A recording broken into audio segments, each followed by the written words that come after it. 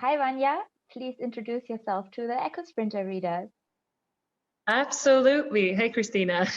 So I'm Vanya. I'm 25 years old, and I'm part of the FYEG Executive Committee. Right now, I'm the member organizations coordinator and also responsible for the North region. I've been in the executive committee since May 2020, so 1.5 years approximately. I'm Swiss and Swedish, but I've been living in Sweden for the last 18 years. So I'm representing the Swedish Young Greens in FYEG. And I'm also currently working with developmental aid next to the FYEG at SIDA, the Swedish governmental aid agency. I'm currently stationed in Tirana in Albania, where I'm working.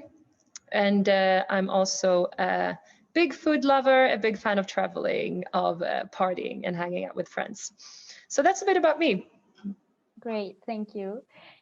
Could you describe yourself in 3 to 5 words for us?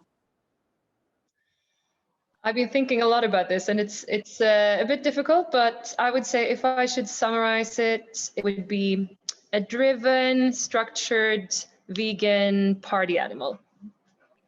Nice, love that. What is your main focus for the current mandate? So I've been the MO coordinator, the member organization coordinator also for the last year. And this mandate, I would want to continue the work that we've been starting off the last mandate.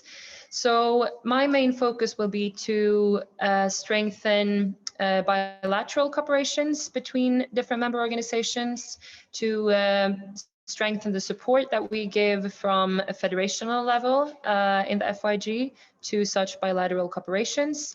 I also want to make sure to strengthen the bottom-up engagement and learning within the FYEG. I think it's super important for member organizations to really feel ownership in order to feel responsibility for what the FYEG is doing as well.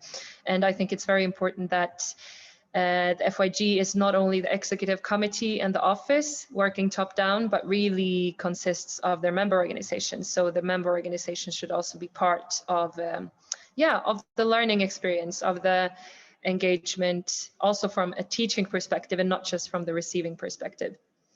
So I want to strengthen that bottom-up engagement as well. Nice. So you mentioned already that you're representing the Swedish Young Greens in FYEG, and I wanted to ask you, what is the role of the Green movement in Sweden? So the Greens, the mother party, has been in government since 2014, and right now we're in our second mandate period in government, which will end next year in September when we have national elections. And we're sitting in government together with the Social Democrats.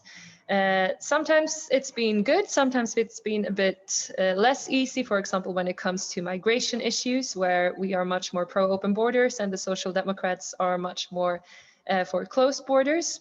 But it's been an experience. The Greens are and have been for the last couple of years balancing on the threshold for parliament. So we're in a bit of a risky position right now in Sweden. Next year, when the elections are, we will again need to see if we're making it into the parliament again. If yes, we might be in government again. If no, we will probably just need to take a step back and see how we continue. Both in the Young Greens and in the Mother Party. But I would also want to say a bit about the identity of the Greens in Sweden. I would say we are probably one of the parties and organizations who are the most institutionalized Greens in this whole European big green family. Our activist role is unfortunately pretty weak at the moment. So I really think it would be good for us to learn from other organizations, not least from the southern and the eastern parts of Europe. Great, thank you. Then a more general question. It's about how do you think we can achieve stronger LGBTQI+ rights in general, but also FYEG? Yeah. Exactly. No, I think it's a big and difficult question because it feels very like obvious what we need to do and sometimes how we should do it, but unfortunately not all other organizations and people agree with us when it comes to those kind of goals. But I think the most important things is to work for better legislations and better education already from a very young age. I think, some obvious things are, of course, like legislations that give queer people, LGBTQI people, the same rights as cishet people.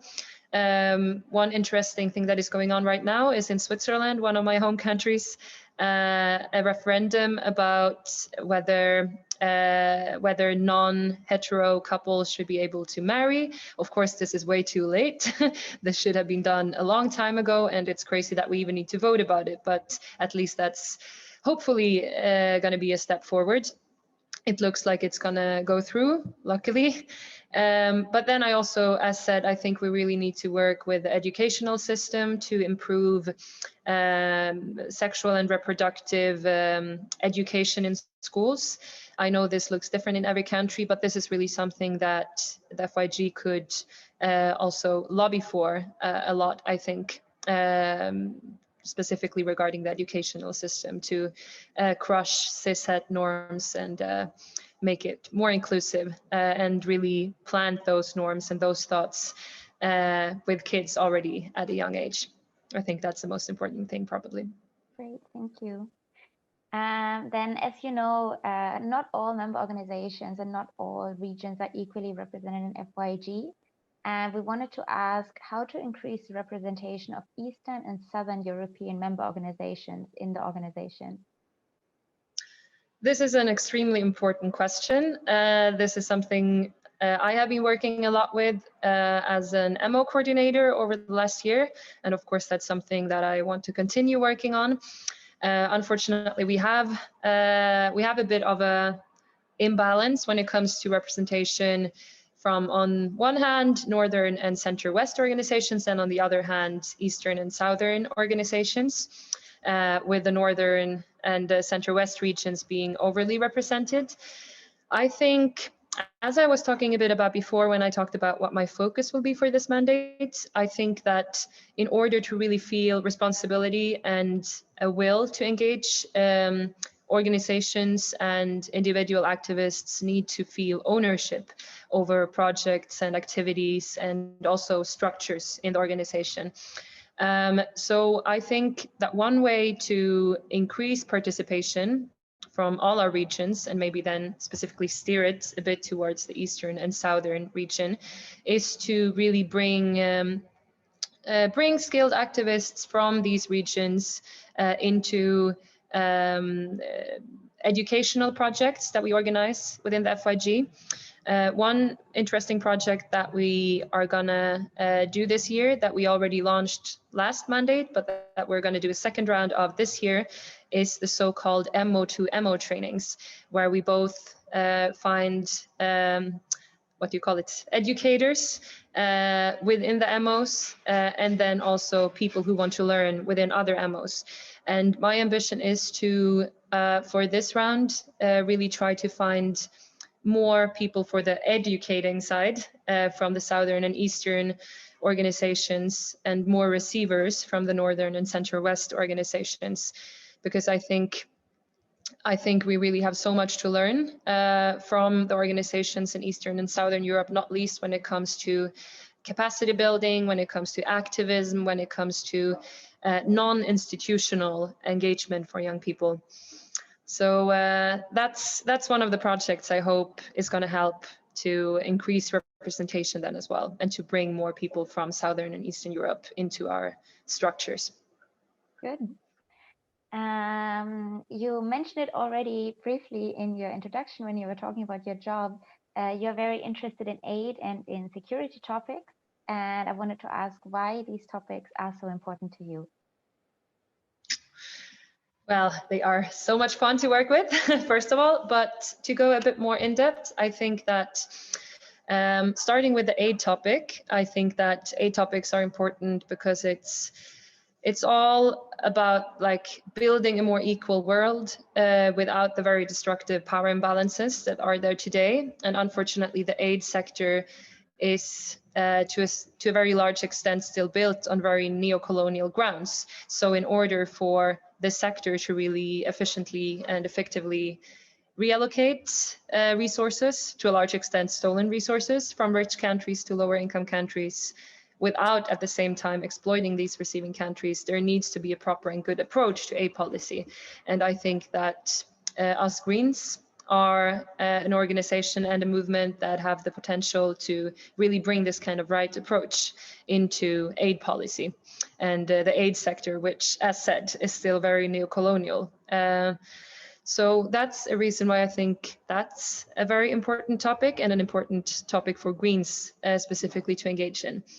When it comes to security, I would say that these topics are important to engage in because security politics, also to a very large extent, still is built on old values, like on the perception that we need to focus on security for nation states rather than security for people. And I think that the Green ideology offers a new way of looking at security. For example, when it comes to security in terms of access to good food, access to nutrition, but also personal security, like for women or non-males experiencing security when we're out walking alone at night, when we're, but also in our homes. I mean, all those kinds of questions are also about human security, and I think we need to bring those kind of issues more into the security policy in general.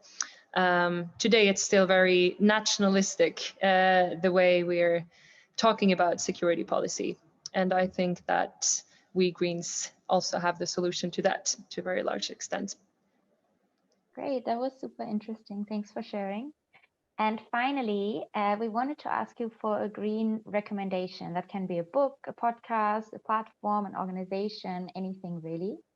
Do you have something to check out for our readers?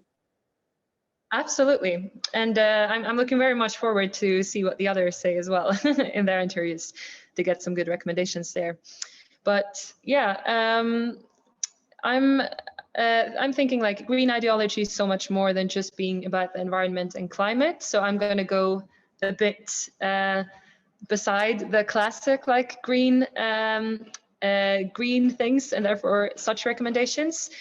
So for me, green ideology is ultimately about the fight for equality and global justice, as I've been talking about before, and also making sure we have a planet to live on is only like one part of this fight. So another important part is to understand inequalities on a global scale and understand what needs to be done to understand what behaviors need to change in order for justice to be made. And one of these things is breaking up with neo-colonial structures.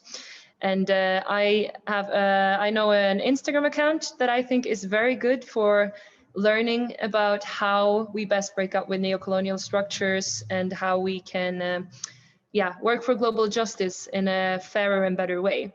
And that is an Instagram account called No White Saviors. So I would recommend you to go and follow that and enjoy all the content there. Great, thank you very much. I actually do already follow this account, and I agree that's a great recommendation. Thank you very much for the interview. Thank you, Christina.